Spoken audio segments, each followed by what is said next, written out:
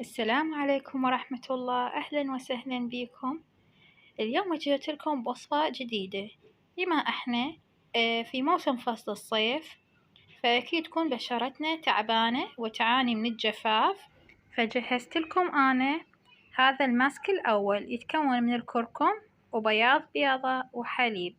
ومن خصائص الكركم يتميز بخصائص مضادة للالتهاب، مضادة للأكسدة، وتخص جميع أنواع البشرة.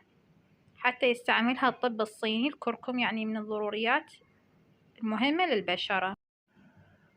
وهذا الماسك يرطب ويغذي البشرة الجافة، وينطيك لمعان طبيعي، ويخلصك من آثار الحبوب والكلف. وهذا الماسك ينفع للصغار والكبار وللنساء والرجال. وهذا الماسك يقلل من تجاعيد البشرة، ويجدد البشرة، ويعالج قلتلكم حب الشباب، الاحمرار بالوجه، وأيضا يتخلص من التصبغات الجلدية. وطريقة استخدام الماسكات: أول خطوة لازم نغسل الوجه بماي دافي عادي، وبعدها نستخدم الماسك، وورا ما نخليه يبقى على البشرة من مدة 15 إلى 20 دقيقة، وعلى الأقل نستعملها بالأسبوع مرتين. ومو إلا تحتاجون قياسات مضبوطة، عادي تحبون تزيدون وتحبون تنقصون. هنا ضفت بياض بيضة والكركم والحليب السائل. إذا ما عندكم حليب سائل ضيفوا ماي ورد عادي، وبعدها أضيفه لأن مادة تصير هنا خفيفة، فنضيف ملعقة من الحليب الباودر تنطيها ثخن. وهنا أنا خلطت المكونات حتى تتجانس عندنا.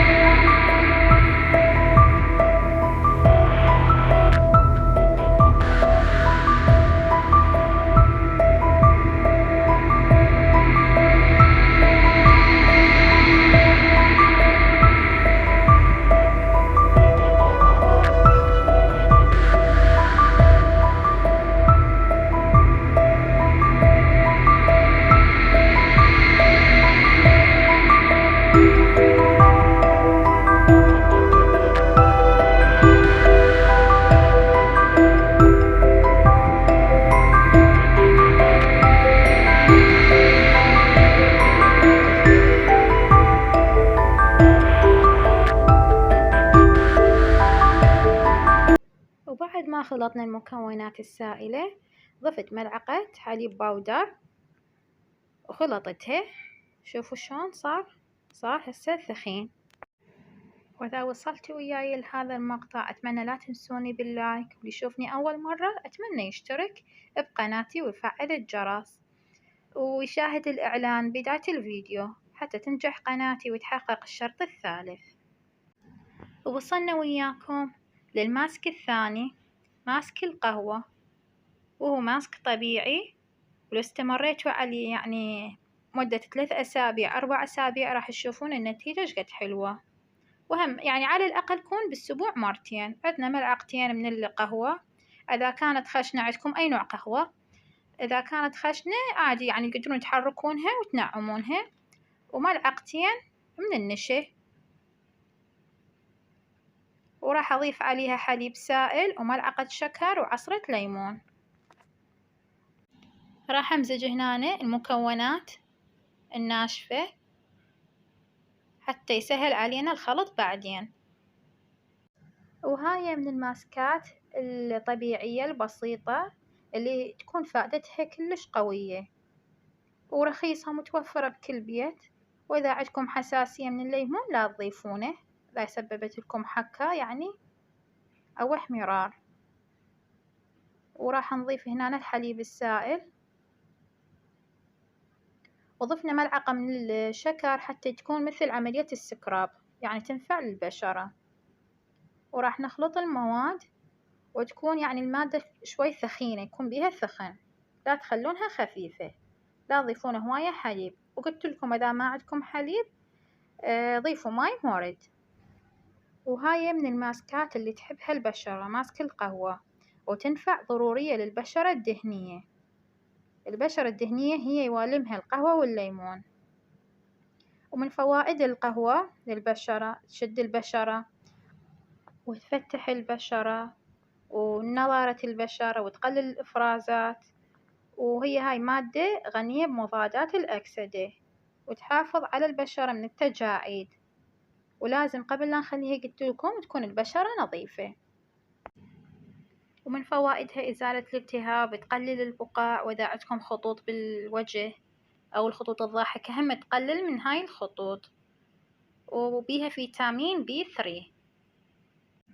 وهنا عندنا الخلطتين أو الماسكات الثنين جهزن. راح أكيد إنمن أجرب هاي الوصفة على البنات، سويت لهم حقن تجارب.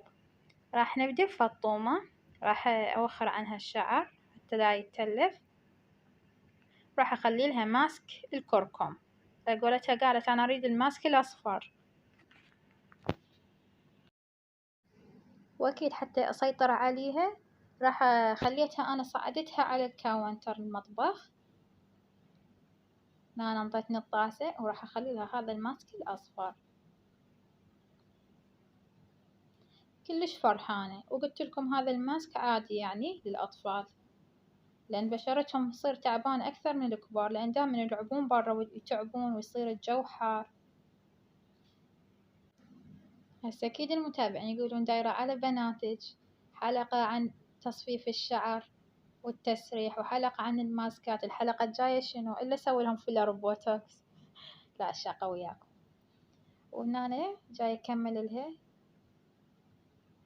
وزعته بكل الأماكن حتى للهالات السوداء، يعني يفيد هذا الماسك.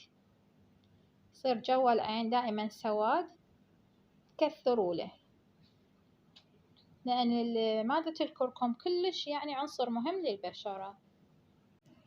وهنا أنا وزعته على كل البشرة ورجعت مرة ثانية حطيت لها، لأن بسرعة البشرة تمتصه، لأن تكون البشرة من الحار وجونا إحنا بالبصرة كلش حارة، فيعني بسرعة تمتص، لأن البشرة تكون تعبانة جافة. وبدينا هنا بزينب بعد ما خلصت فطومة. خليت لها ماسك القهوة، وقبل لا أخليلها تقولي بسم الله، قلتلها شنو أنا راح أذبحك تقوليلي بسم الله؟ كانت شوي خايفة، بس بعدين لا عادي. أنا أسوي لكم لايك. غمضت عيونها، قلتلها لا هو ما يأذي. على قولتها ماما هذا لونه بني، أنا أريد لونه بني.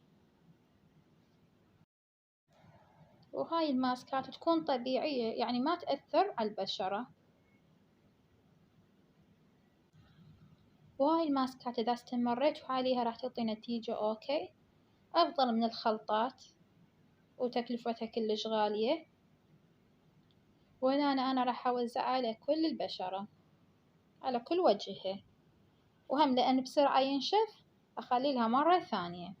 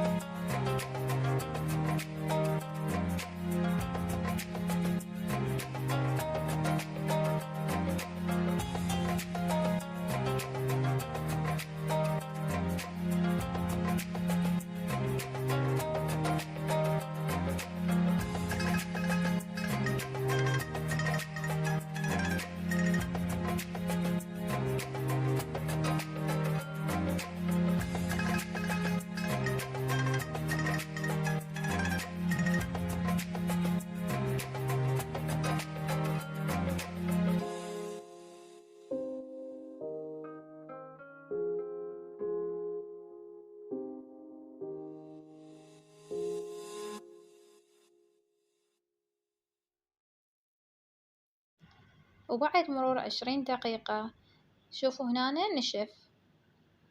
الماسك اللي سوته الفطومة ماسك زينب اثنيناتهن نشفن وغسلته إلهم بماي دافي. وشوفوا هاي النتيجة. أتمنى يكون اليوم الفيديو عجبكم ولا تنسوني باللايك والاشتراك ومع ألف سلامة.